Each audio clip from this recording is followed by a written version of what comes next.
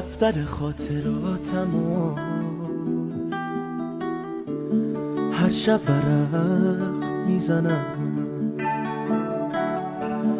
اسم تو هر صفحشه میخونم و میشکنم. خالکوبی کردم اسم تو روی تمام بدنم تا باورت شه اونی که هر لحظه یادته منم. هر کی میپرسه حالمو میگم همه چیز عالیه، هیچکی نمیدونه چقدر جای تو اینجا خالیه. حالا میفهمم خالی یعنی چه حس و حالی.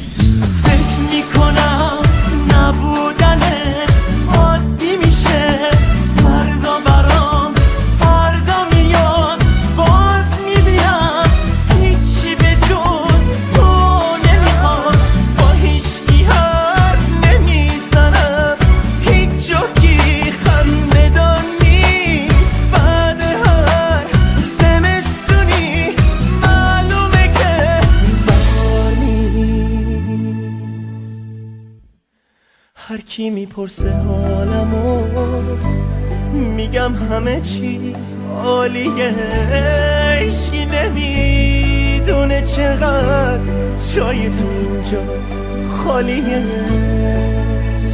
حالا میفهمم خالی یعنی چه حس و حالی.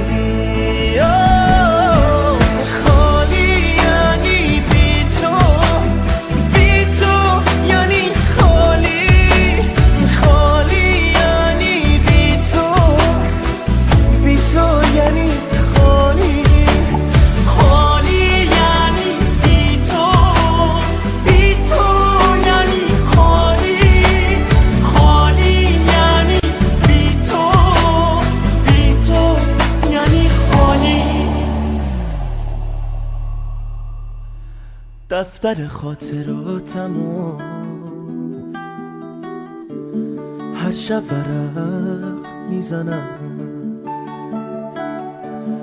اسم تو هر صفحشه